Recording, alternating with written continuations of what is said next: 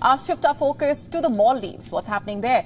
India and China are closely watching the presidential elections. As thousands of people cast their votes, tensions, of course, seem to be rising between President Ibrahim Solih and the opposition's ideology on supporting India or China.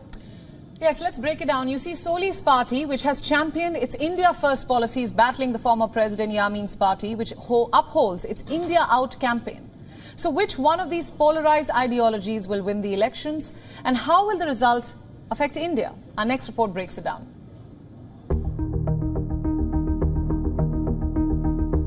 The Maldives has had mixed relations with India and China. The two nations have had a substantial political and economic influence. But now the presidential elections may change the dynamics. As thousands of people vote for their new president, pro-India and pro-China election candidates wait for the results.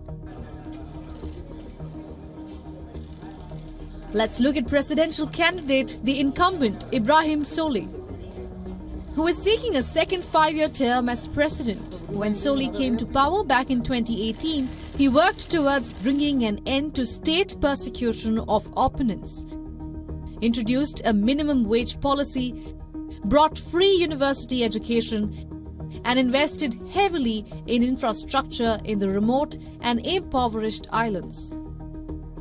But one of the most significant moves was that he returned the Maldives to India's orbit. India helped the island nation immensely. New Delhi provided a $250 million grant during the COVID-19 pandemic. Development of Addu as India initiated a $400 million project to build a bridge in the Malay region. Reports say that by the year 2021, the Maldives had racked up debt from India worth 26% of its GDP. The president has even championed an India First policy during his time in power. Even Indian Prime Minister Narendra Modi had attended Solih's inauguration and welcomed back the Indian Air Force, which was earlier removed by former President Yamin. But on the other side stands Mohammad Muizzu, a candidate of Yamin's Progressive Party-led coalition. The pro-China candidate has pledged to expel the Indian military personnel stationed in the Maldives. Experts say that if Muizzu's coalition comes to power, there is some risk that democracy itself could be in peril. Plus, tensions between New Delhi and Malé would undoubtedly climb.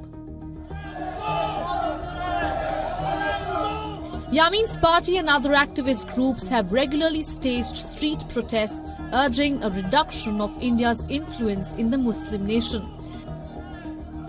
In the time of former President Yamin's rule, he heavily borrowed from China for infrastructure projects.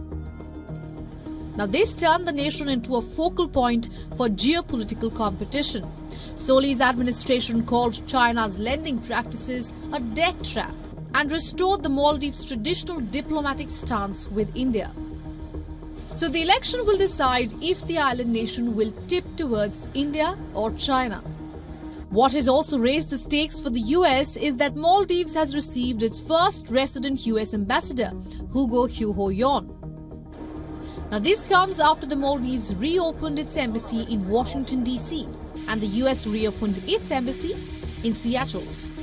The move seems to be an attempt to strengthen ties between the two nations in the backdrop of rising competition between the United States and China for diplomatic clout in the Indian Ocean islands. Will the Maldives be able to maintain its traditional diplomacy with India, or will it fall back on its debt trap relation with China? In good news for India, Solih remains the front-runner in the upcoming polls, but he will need more than half of the votes to avoid a run-off poll. So will the India-Maldives bond remain in safe hands? Will Solih be able to keep India first in the future? Bureau Report, WION, World is One.